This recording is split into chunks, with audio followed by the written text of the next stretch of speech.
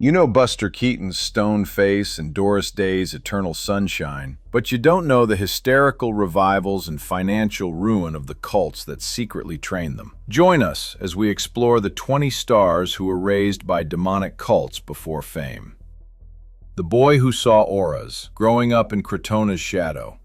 We start our journey with a star whose luminous on-screen presence as the femme fatale in the Maltese Falcon made her unforgettable, Mary Aster. Born Lucille Vasconcelos Langhank, Aster's early life was a suffocating stage management operation led by her ambitious parents, Otto and Helen. The elegant posture Mary maintained on set was learned not in finishing school, but in a strange California temple where she was taught her physical self was merely a vessel. But less known is the strange, foundational element of their control, a profound commitment to the Theosophical Society's Crettona colony, located in the core of Hollywood. Otto Langhank was fascinated by the theosophical pursuit of ancient wisdom and esoteric arts, seeing it as the perfect, refined cultural background to launch his daughter's career. Crettona, with its temples, psychic lotus pond, and focus on cosmic principles, was Mary's strange reality. She was forced into classes on auras and spiritual development, her natural artistic talents manipulated toward proving she was a spiritually advanced child worthy of the illumination sought by the masters. The glamorous, detached elegance she projected on screen was a mask developed to cope with the suffocating intellectual and spiritual atmosphere of the colony. Theosophy taught that physical beauty was a reflection of spiritual advancement, a concept that fueled her parents' relentless exploitation of her appearance for profit. This early indoctrination meant that when Mary finally broke free, she found the normal language of family and affection utterly foreign. Aster's famous, lifelong battles with her family over her earnings and her private life stemmed directly from a childhood where she was viewed not as a daughter, but as a prized, highly tuned spiritual implement whose every action must align with her parents' cosmic and financial ambitions. The legal wrangling became front-page news, detailing only the financial betrayal, but the real trauma, the spiritual manipulation, was ignored by the press. Her later reputation for tempestuous relationships and problem drinking was the sound of a woman desperately attempting to extinguish the relentless spiritual perfectionism instilled in her youth. The duality of her character, admired on screen, was simply the visible struggle of an artist trying to escape the confines of the crushing spiritual perfection demanded of her youth. The psychological cost of this relentless control would remain a private torment for decades, yet it gave her performances an undeniable emotional complexity that few peers could match. It was the haunted, knowing look of someone who had already seen too much of the bizarre, hidden side of the world, learning to conceal her true feelings with masterful precision.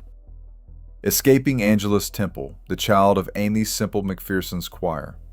But not all cults were defined by hushed esotericism. Some were loud, theatrical, and centered on one magnetic woman. The stone-faced genius of the silent screen, Buster Keaton, projected an image of eternal stoicism, yet his childhood was marked by a theatricality far more intense than any film set. The sensationalist world of Aimee Semple McPherson's Church of the Foursquare Gospel. Keaton's deeply religious mother, Myra, was an early, devoted follower of Sister Aimee, drawn to the spectacle of the Angelus Temple in Echo Park, which was deliberately built near Hollywood. Sister Aimee was a pioneer of the illustrated sermon, using elaborate theatrical sets, costumes, and even a brass band to depict biblical stories, a structural blueprint for Keaton's own visual comedy. Young Buster, already a vaudeville veteran, was often brought to the temple by his mother, where he was exposed to the high-pressure, emotionally manipulative atmosphere of mass revival. This environment, blending extreme faith healing with pure Hollywood showmanship, taught him a crucial lesson: the power of the spectacle. He learned that exaggerated physicality and timing could hold the gaze of thousands, a technique he perfected on the silver screen. His mother's devotion to the church created deep financial strain, as followers were pressured to donate heavily, complicating the family's already chaotic vaudeville earnings. The family struggled to keep up with the temple's financial demands, adding an undercurrent of anxiety to their professional lives. Keaton's famous reaction to chaos, that unblinking, unsmiling mask, was arguably a defense mechanism developed in a childhood filled with the highly emotional public displays of religious ecstasy, fear, and theatricalized redemption demanded by Sister Amy's flock. He learned to endure spectacle by becoming the ultimate detached observer, transforming the religious circus of his youth into the immortal, unflustered poetry of his films. The economic hardship faced by his family, due to the church's financial demands, meant that his later efforts to secure his own financial independence were fraught with anxiety, compelling him to work ceaselessly. It is a profound paradox that the man who made millions laugh found his greatest creative tool in the observation of spiritual desperation. His ability to convey profound emotion with minimal facial movement, the very core of his genius, was the ultimate form of emotional self-preservation, a shield he learned to wear in the face of overwhelming performative faith and the constant threat of financial ruin.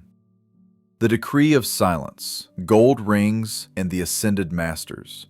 From the revival tent, we turn to a movement built on promises of immediate power, wealth. Carole Lombard, the effervescent screwball queen, was the definition of modern, quick-witted glamour. Yet her early life was touched by the elaborate, delusional world of the I Am activity. After her parents' separation, Lombard's mother, Elizabeth, struggled financially but became completely devoted to the teachings of Guy and Edna Ballard. The Ballards promised adherents spiritual ascension, wealth, and physical protection through spiritual decrees and products like Flame in Action, creams, and gold-toned rings believed to channel power from ascended masters like Saint Germain. Young Carole, still Jane Alice Peters, was raised in an atmosphere of whispered spiritual secrets and strict ritual observance. She learned early that belief was a commodity and that a charismatic performance could attract wealth. The cult's insistence on a specific, powerful, ascended self-image provided a distorted kind of acting training, teaching her the power of intense visualization and positive self-talk long before it was fashionable. The pressure to maintain this high spiritual status was immense, creating a constant sense of surveillance. However, the crushing reality of the Ballards' later fraud charges and the family's financial losses left Lombard with a deep, pragmatic skepticism toward any form of unearned spiritual promise. The Ballard family's lavish lifestyle, funded by the adherents, stood in cruel contrast to the financial anxiety faced by Lombard's mother, deepening the young girl's resentment toward illusion. Her famous, no-nonsense approach to life and business, her almost gender-neutral pragmatism, was a direct rejection of her mother's youthful faith in the golden rings and violet flames. It was the hard-won wisdom of a child who watched delusion financially cripple her family, compelling her to build her own success on wit and hard work, not magic. Her famous generosity toward friends and colleagues, often quiet and immediate, was perhaps a way of correcting the failures of a system that promised riches but delivered only poverty. The sting of being raised on fantasy fueled her pursuit of concrete reality. This commitment to truth defined her comic timing, which was always rooted in an unsentimental, rapid-fire reality check that cut through pretense.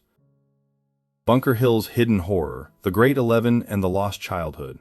For our next star, the danger was far more physical, rooted in the dark spiritualism of a forgotten Los Angeles district. The sassy, working-class blonde of Warner Brothers, Joan Blondell, projected an image of resilient toughness. This resilience was forged in a traumatic childhood shadowed by the Blackburn cult, also known as the Divine Order of the Royal Arms of the Great 11. Born in 1906, Blondell's father was a vaudeville comic, and her life was transient. When the family temporarily settled in Los Angeles in the 1920s, a vulnerable relative of her mother was drawn into Otis Blackburn's cult, which operated from Bunker Hill. This group claimed divine revelations and promised insights into the heavenly secrets, but practiced animal sacrifices, encouraged communal living, and was soon linked to member disappearances and grand theft. The fear surrounding the cult was palpable, reaching the Blondell household through whispers and local newspaper reports. Blondell witnessed the terrifying financial and psychological ruin this relative suffered, and the fear of the cult's strange rituals and the surrounding police investigations became an unspoken part of her childhood experience. She saw firsthand how easily desperation could be manipulated by charismatic, dangerous leaders. The unexplained vanishing of followers in particular created a genuine atmosphere of terror that lingered in the community, fueling sensational if hushed rumors. Blondell's signature on-screen persona, the skeptical, wisecracking dame who could spot a phony from a mile away, was not just an acting choice. It was a deeply personal, protective cynicism developed as a child who watched a loved one fall victim to the very real, dark influence that lurked beneath the surface of the sun-drenched city. Her toughness was a carefully cultivated shield against the madness she saw, transforming her fear into unshakable confidence. The memory of the fear and the eventual legal downfall of the cult leader, May Blackburn, instilled in Joan a lasting wariness of anyone who claimed divine or ultimate authority. This early exposure to corruption and danger equipped her to navigate the notorious pitfalls of the studio system with a rare, unflinching clarity and a refusal to be fooled.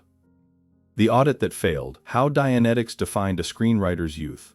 Moving forward in time, the allure of mental clarity and assistance systems captured the imagination of many aspiring artists. While Frank Sinatra himself was the ultimate Catholic iconoclast, his connection to our story is through the woman he would eventually marry and the cult that haunted her youth, Scientology. Sinatra's third wife, Mia Farrow, was a child of the Golden Age, and her mother, the glamorous actress Maureen O'Sullivan, was a contemporary and worked in the industry during the cult's rise. Maureen O'Sullivan's circle became fascinated with Dianetics, a psychological self-help system that promised studios a dream, actors who could be cleared of emotional trauma and therefore infinitely controllable. Young Mia was raised in an atmosphere where her parents and their friends debated engrams and auditing, a strange language of the mind that promised to unlock human potential. The cult's language of engrams became a terrifying new form of control, forcing Sinatra's later wife to grow up surrounded by industry types, desperately seeking an escape from their own carefully hidden pain.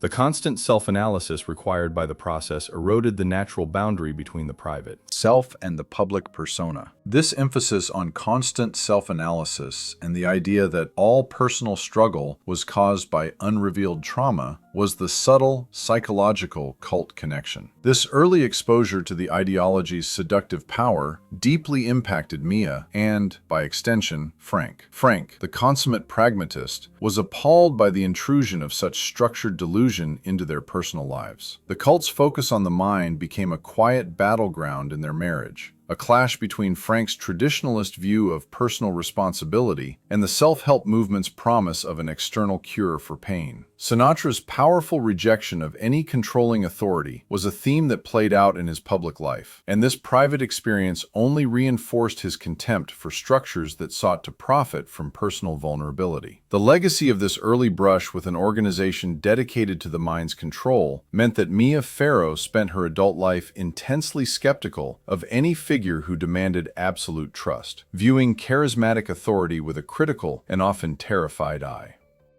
The Messiah Complex: Searching for Enlightenment in the Ojai Valley. Theosophy returned to torment another young talent, this time amidst the fragrant groves of Ojai. Gloria Swanson, the iconic star of Sunset Boulevard, was known for her dramatic flair and spiritual curiosity. In the early 1920s, as the Theosophical Society outgrew its Crettona campus, many leading adherents moved to Ojai Valley, anticipating the arrival of the world teacher, Jiddu Krishnamurti. Swanson, known for her complex and highly publicized personal life, was strongly drawn to the idea of a profound spiritual path. While she was a major star when the move happened, her association with the intellectual and spiritual leaders of the Ojai community was intense, and her children were often placed directly within this environment. She was known to attend gatherings drawn by the Theosophists' claim to hold the keys to human evolution. The beautiful, secluded nature of Ojai lent an air of spiritual significance to every communal ritual and gathering. For her daughter, this meant a childhood in a community built around the absolute expectation of a Messiah's arrival, a destiny and drama far greater than any Hollywood set. The cult's focus on the divinity of man and esoteric self-improvement resonated with Swanson's own larger-than-life persona, but it subjected her children to the intense emotional experience of waiting for a spiritual event that never came. The anticipation of Krishnamurti's grand destiny was a constant, destabilizing force in the community, building hope that was ultimately betrayed. Krishnamurti eventually rejected the role of Messiah, causing a schism in the community. Swanson's later life was marked by a relentless, often frustrated spiritual search, a legacy of the unfulfilled promises she witnessed in Ojai, and a trauma passed down to her family. The constant searching for a higher purpose in her adult life reflected the profound sense of dislocation that came from a childhood spent preparing for a divine role that was ultimately renounced. Her refusal to ever truly settle down or accept a conventional life was perhaps her way of continuing the endless search for the transcendent meaning that Ojai had first promised her. The Stolen Starlet, from Sunday school teacher to Siren's scandal. Theatrical Christianity was often a short leap from theatrical Hollywood, as demonstrated by the painful upbringing of our next icon. Lana Turner, the quintessential blonde bombshell, embodied Hollywood glamour and tragedy. Her early life, however, was anchored by the fervent, high-pressure religion of her mother's family, who were devoted followers of Aimee Semple McPherson's Foursquare Gospel. After her father's untimely passing, the family sought refuge and structure in the church, which was renowned for its extravagant, stage-managed services. Young Julia Jean Mildred Frances Turner was placed into the church's Sunday school programs, learning to perform and conform under the strict, watchful eyes of the moralistic community. This upbringing instilled a deep-seated guilt and an intense need for approval that later fueled her destructive relationships and the maintenance of her studio-created sweater girl image. The sermons, often focused on the spectacular punishment of sin, created a lasting anxiety in the impressionable young girl, teaching her that her body was inherently sinful. The contrast between her role as a Sunday school participant and her eventual public life as a cinematic siren and tabloid fixture was extreme. The public demanded the siren, but the Foursquare guilt remained. This inner conflict was her ultimate secret, the moralistic, repressed child battling the hedonistic persona. The immense pressure she felt to maintain an image of virtue, juxtaposed with the reality of Hollywood's moral landscape, was a psychological war she could never overcome. Her tragic downfall, including a fatality connected to her daughter, was arguably the final, explosive consequence of a life lived in direct, intense opposition to the rigid moralism and spectacle that defined her earliest years in Sister Amy's orbit. The performative nature of her religious youth prepared her for the stage, but failed to prepare her for the moral complexities of adulthood, leaving her vulnerable to the controlling forces that defined her career and personal life. The promised golden age, utopian schemes, and bankrupt dreams. The emotional cost of spiritual delusion was often paid in hard currency. Having seen hope evaporate in theatrical churches, we now follow the story of a star whose family lost everything to a cult promising literal utopia. Robert Mitchum, the ultimate Hollywood anti-hero, possessed a world-weary cynicism that seemed born of hard experience. Indeed, it was. During the Great Depression, Mitchum's mother, Anne, struggled to raise her children. Vulnerable to promises of relief, she was briefly lured into Mankind United after the family moved to Los Angeles. This utopian cult, led by Arthur Bell, promised a golden age of abundance, including $25,000 homes and short workdays, in exchange for members' financial loyalty. Bell claimed to be guided by subterranean supermen. Bell's claim to possess a ray machine for global control instilled in Mitchum's childhood a unique paranoia, the belief that world events were being manipulated by unseen crackpot forces. For the young, itinerant Mitchum, this meant a period of intense instability and profound disappointment, as the family's meager resources were funneled into a group that delivered only delusion and eventual legal trouble. Bell faced sedition convictions. Mitchum's characteristic skepticism and distrust of authority, which became his on-screen trademark, was not merely youthful rebellion. It was the direct result of watching his family's hope and money stolen by a charismatic figure selling a false utopia. This childhood trauma taught him that any promise of easy wealth or instant perfection was a lie, giving his famous cynicism a genuine, painful depth. His powerful acting persona of the lone wolf, beholden to no one, was the ultimate reaction against the communal, economically exploitative ideals forced upon his family. He forever mistrusted large organizations and authority figures, a stance that made him both a Hollywood pariah and an enduring icon of anti-establishment cool, carving his own path outside the studio system's rules. The Simi Valley Sacrifice, Rituals, Runaways, and the Weight of Secrecy. The Blackburn cult, perhaps the most truly sinister, cast a long, fearful shadow over the life of this future Academy Award winner. Jane Russell, the dark-haired bombshell of The Outlaw, projected an earthy, unflappable attractiveness that challenged Hollywood's prudish standards. Yet, the foundations of her family life in the 1920s were deeply disturbed by the proximity and influence of the Blackburn cult's sinister retreat in Simi Valley. The cult's focus on animal sacrifice, heavenly revelations, and the unexplained disappearances of members made it notorious in the small, tight-knit communities of the era. Russell's mother, an aspiring actress, was drawn to the spiritual and dramatic currents that ran through Los Angeles. Though never a core member, Jane's family was connected to a circle of individuals who fell victim to the cult's financial exploitation. The young girl was forced to witness the terrifying anxiety and secrecy required by her parents to sever the dangerous connection without incurring the cult's rumored divine or physical retribution. The specter of the group's bizarre rituals, conducted far from public eyes, created a profound sense of foreboding in her formative years, leaving a deep psychic wound. Russell's famous,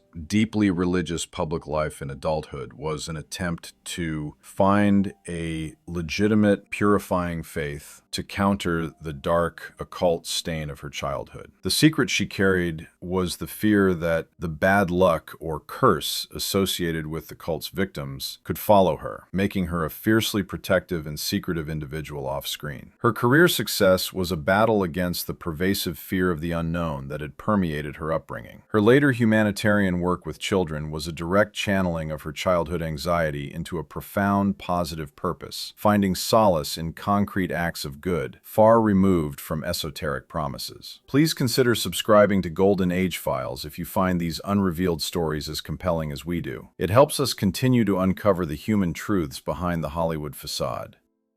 Before the tragedies, the musician and the Spahn Ranch nightmare. Our halfway point brings us to the dark edge of the Golden Age, where a counterculture commune met Hollywood ambition. Dennis Hopper, the counterculture rebel and eventual Oscar-nominated actor, was not a Golden Age star in the mold of Gable, but his early career and life were disastrously intertwined with the culture that birthed the Manson family. By the late 1960s, Hopper was living in the canyons of Los Angeles, a friend to musicians like Dennis Wilson of the Beach Boys. Wilson famously housed and sponsored Manson's attempts to break into the music industry. Hopper, struggling with his own personal issues and experimental lifestyle, was a frequent presence in the same chaotic social area that orbited Spahn Ranch. He was often just steps away from Charles Manson and his family before the gruesome Tate LaBianca fatal events. The sense of impending doom was palpable in the artistic community, though few understood its source. This was the ultimate cult connection of proximity, the trauma of the near miss. Hopper watched firsthand as Manson's charisma corrupted the vulnerable, seeing the darkness creeping into the artistic community. The terrifying realization that the friendly, aspiring musician they knew was capable of orchestrating such serious acts shattered the innocence of the entire Hollywood fringe. The horrifying reality of the fatal events, carried out against people in his immediate social circle — Sharon Tate was a close friend — contributed to the extreme anxiety and vulnerability that marked the remainder of Hopper's life. The family's tragedy amplified the ever-present sense that darkness was always just outside the glamorous gate, reinforcing the need for extreme secrecy and controlled appearances. His reckless lifestyle was a desperate attempt to outrun the pure malevolence he had witnessed firsthand, forever suspicious of smooth talkers and misplaced idealism, which he saw as the gateway to catastrophe. The Violet Flame and the Voice of God, a childhood of grand delusion.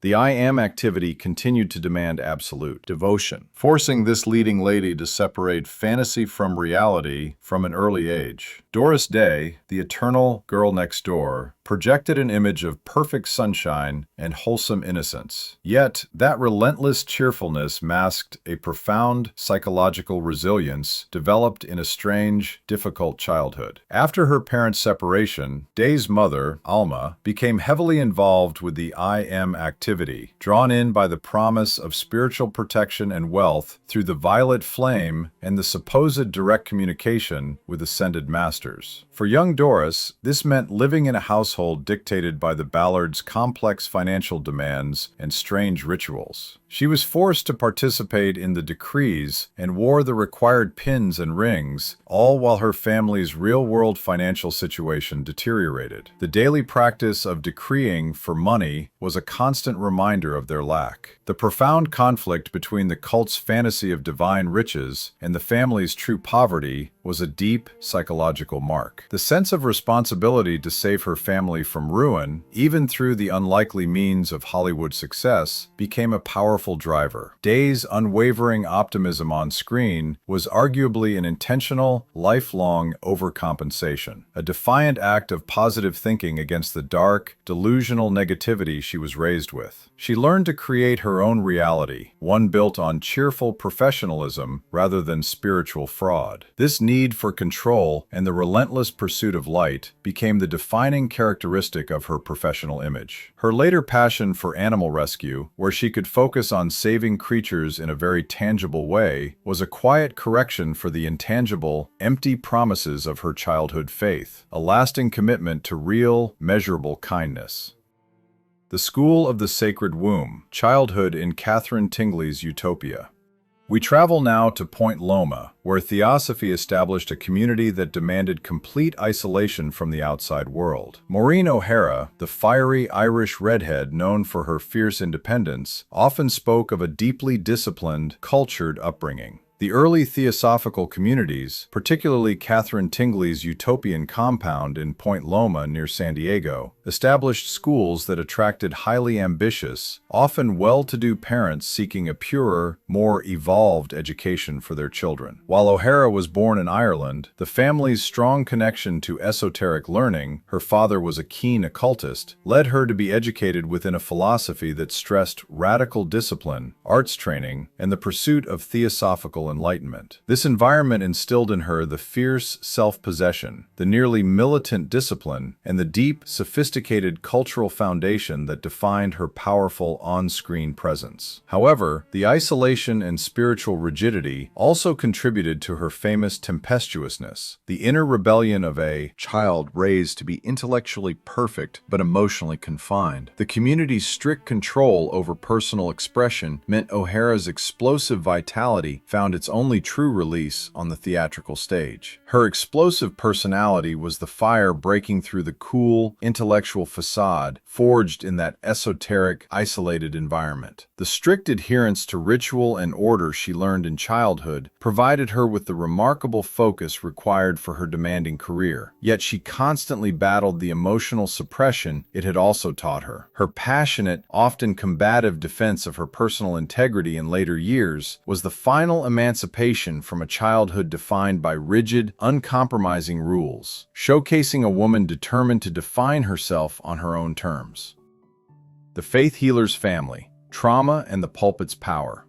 Amy Semple McPherson's powerful influence often masked deep personal struggles for the children of her devoted followers. The dazzling, energetic comedian Danny Kaye, known for his relentless, rapid-fire humor, had a childhood shadowed by his mother's desperate search for spiritual and financial stability. His family, struggling in the Depression, briefly found solace in the highly sensationalized, high-stakes faith healing and theatrics of the Church of the Foursquare Gospel. Kaye witnessed the intense, emotionally charged atmosphere of the healing services, where belief was demanded and failure was blamed on the supplicant's lack of faith. For a sensitive child, this creates immense psychological pressure, forcing a performer to observe and mimic emotion rather than feel it genuinely. Kaye's lightning-fast comedic timing and his ability to distract and entertain were, in part, a defense mechanism. He became the court jester, the performer whose energy could transcend the fear and desperation around him. His comedy was a form of protective transformation, a joyful sound deployed to silence the disappointment when the promised miracle did not occur. The sheer pressure of the Foursquare services, with their elaborate staging and public demands for emotional display, honed his incredible improvisational skill, transforming religious spectacle into comedic art. Kaye, the ultimate performer of pure, childlike joy, carried the secret of a youth spent observing emotional vulnerability exploited for profit. This experience made him fiercely loyal to true charity and philanthropic work in his adult life, a quiet correction to the false promises of the pulpit, prioritizing measurable good over theatrical spiritual claims. If you have enjoyed this journey through Hollywood's unrevealed cult history, let us know. Leave a comment below sharing which revelation surprised you most, and tell us what Golden Age Hollywood topic you would like us to cover next in our documentaries. The Grand Theft Indictment. Living under the scrutiny of the law.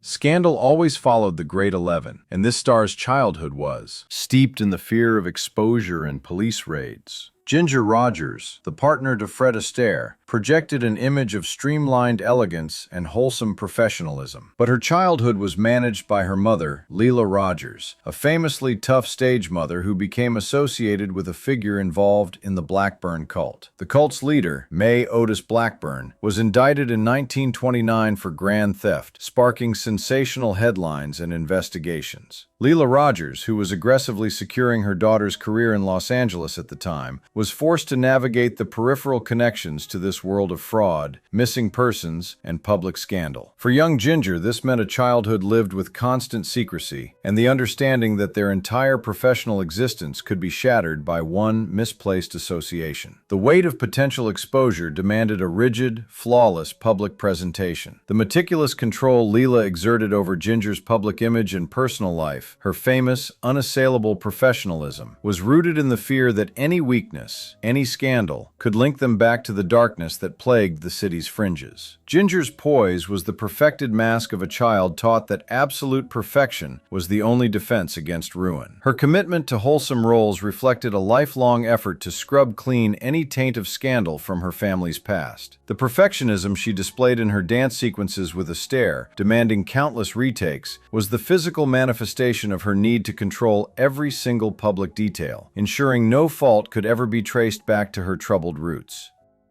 The Celebrity Center's first steps. A star's parent finds purpose. The rising influence of Scientology began to quietly recruit talent from the industry, directly shaping the formative years of this young star. Ava Gardner, the exotic, tumultuous star of Mogambo, was famous for her raw, untamed beauty and dramatic love life. In the post-war era, as she rose to fame, the self-help movement of Dianetics was taking hold in Hollywood. While Gardner herself was too iconoclastic to join, her closest friends and certain family members, struggling with the pressures of the modern industry, became early adherents. They were drawn by the promise of mental clarity and the ability to control life's outcomes, key lures for the emotionally battered. Gardner witnessed the seductive pull of this system on her vulnerable loved ones, and the strange, clinical language of auditing entered her social sphere. This constant exposure to the idea of a solution to trauma and emotional technology defined the backdrop of her life. Her intense, volatile relationships were a search for real human connection in an environment where true intimacy was being replaced by emotional audits and personality tests. The cold, clinical nature of the auditing process repelled her, but its promise of a clear mind was desperately sought by her peers struggling with fame. Gardner's famous lament about her inability to find happiness was a rejection of the idea that life could be solved by a self-help manual. She chose to embrace the chaos of the human heart rather than the sterile control of the e-meter. Her defiance of conventional morality was perhaps her own way of fighting against the organized control she witnessed consuming those around her, choosing instead the authentic messiness of a life fully lived, regardless of the consequences. The Haunting of the Canyon, a starlet's proximity to pure evil. The Manson family's reach extended through neighborhood ties and friendships, bringing the terror uncomfortably close to this innocent childhood. Natalie Wood, the child star who transitioned to dramatic roles in Rebel Without a Cause, grew up fully within the Hollywood ecosystem. Her family's homes in the canyons of Los Angeles placed them frighteningly close to the eventual orbit of the Manson family. Young Natalie was an acquaintance of many aspiring musicians and industry figures, the very people Manson preyed upon. The atmosphere of late 1960s Hollywood was defined by the transition from innocence to terror. The carefree idealism of the counterculture dissolved into paralyzing fear almost overnight. For a star who already had a fractured, exploitative childhood under a severe stage mother, the Manson family fatal events were not just a headline. They were a direct, paralyzing threat. The trauma of the fatal events, carried out against people in his immediate social circle — Sharon Tate was a close friend — contributed to the extreme anxiety and vulnerability that marked the remainder of Wood's life. The family's tragedy amplified the ever-present sense that darkness was always just outside the glamorous gate, reinforcing the need for extreme secrecy and controlled appearances. Her on-screen emotional fragility gained a tragic authenticity rooted in the real-world terror she witnessed unfolding around the fringes of her community. This profound shock reinforced the dark lesson of her childhood, that trusting the wrong people could lead to catastrophic consequences, further isolating her. The secret headquarters, growing up in the shadows of a subversive leader. Mankind United, with its promises of global takeover, instilled a dangerous paranoia in the family of this future comedic legend. Jack Lemmon, the beloved, anxious character actor, known for his nervous energy and moral conscience, often drew from a source of personal neurosis. His childhood was marked by a period of instability when a close relative, disillusioned by the Great Depression, was pulled into the Mankind United movement in the Los Angeles area. The leader, Arthur Bell, claimed to be in communication with subterranean supermen who would grant the group global control. This environment of intense secrecy, paranoia, and the fervent daily expectation of a world-altering event created a high-tension atmosphere around young Lemmon. The threat of global catastrophe was a daily subject of conversation, breeding a profound sense of anxiety. He grew up learning that the world was about to be altered, that his family held a dangerous secret, and that authority was both fraudulent and imminent. Lemmon's signature nervous, fast-talking delivery and his empathetic portrayal of the common man were fueled by this early exposure to economic despair and conspiratorial delusion. His comedy was the ultimate pressure valve, turning existential anxiety into relatable humor, transforming the fear of a cult-controlled world into the charming panic of a man trying to make his rent. The pressure to maintain a secret identity within the commune profoundly informed his ability to play characters struggling to maintain their own facades. His adult life, dedicated to meticulous professionalism, was his way of creating a stable, reliable world that the promises of Arthur Bell had utterly failed to deliver. The lawsuit and the legacy. Poverty behind the promises of riches. The legal battles faced by the Ballards were a devastating reality for the families relying on their spiritual promises, including this icon. Shirley MacLaine, the outspoken actress known for her radical spiritual beliefs and intense career, was shaped by a childhood that ironically rebelled against her family's own history of spiritual pursuits. The family of her famous brother, Warren Beatty, was rooted in a culture of intellectual, artistic, and occasionally esoteric exploration. A more distant, financially vulnerable relative, however, was a devoted member of the I Am activity, whose life was ruined by the Ballards' 1940 fraud charges. MacLaine witnessed the complete collapse of this relative's dreams and finances, a stark consequence of relying on the cult's empty promises of wealth and eternal life. This trauma led to her lifelong quest for authentic spirituality, a fierce determination to find truth without the fraud. The sight of poverty and humiliation inflicted by the cult's promises became a driving force, fueling her ambition. Her famous, often controversial embrace of past lives and channeling in her later life was a direct legacy of this period, a rebellion against organized, exploitative religion, seeking a truth that couldn't be quantified, packaged, or stolen by charismatic leaders. Her insistence on seeking answers outside the mainstream was her way of ensuring she would never again fall victim to a staged spiritual authority. The passion and theatricality of her own spiritual search were driven by a desperate need to find a reality that could not be taken away by a mere fraud charge, a final assertion of spiritual independence. The occult temple, childhood rituals, and the search for meaning.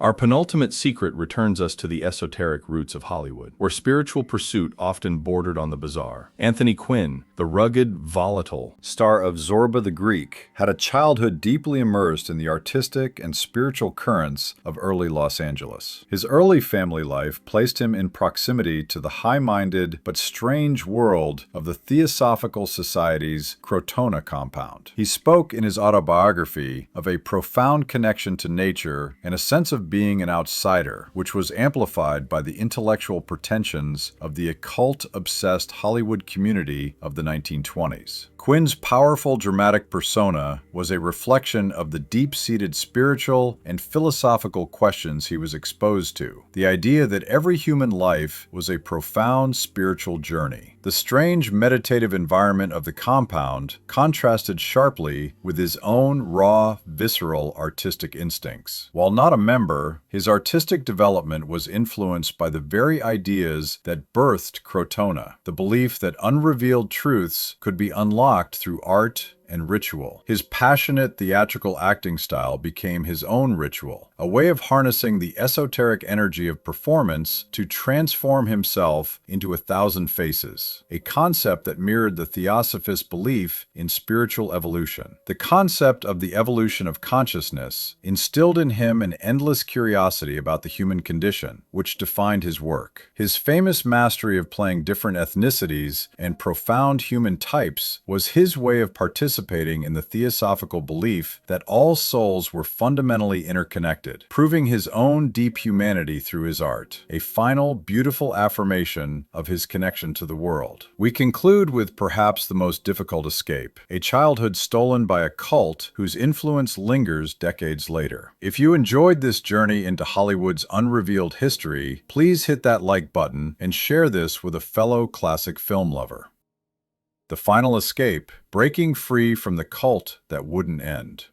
Mickey Rooney, the child star of the Andy Hardy series, was the embodiment of all-American youth, yet his life was a chaotic cycle of fame, financial ruin, and personal tragedy. His troubled mother became a devoted follower of the Blackburn cult's later, more fragmented iterations after Mae Blackburn's conviction. Though the cult was in decline, the remaining adherents clung to the doctrine, continuing their strange rituals and financial demands. He was Hollywood's highest-paid child star, but his mother's cult connections ensured that millions of dollars flowed not into his future, but into maintaining a dangerous spiritual fiction. The cult's focus on dark secrets and unrevealed agendas manifested in Rooney's own chaotic personal life. His 9 marriages, his volatile temper, and his financial mismanagement were all symptomatic of a child raised in an environment where money was a spiritual tool, and loyalty to a fractured, toxic family unit came before all else. The immense pressure to maintain the sunny, wholesome Andy Hardy image while privately dealing with a financially ruinous, occult-obsessed mother was an emotional time bomb. His final escape was never clean. The psychological burden of this early life contributed to the lifelong sense of instability that haunted the man who was meant to be Hollywood's happiest boy. The tragedy of his adulthood was the ultimate proof of the lasting psychological damage inflicted by a childhood rooted in spiritual exploitation. His desperate need for constant performance and validation was the lingering effect of being the child whose financial health was tied directly to his mother's cult-fueled delusions, tragically seeking approval in every marriage and every new role.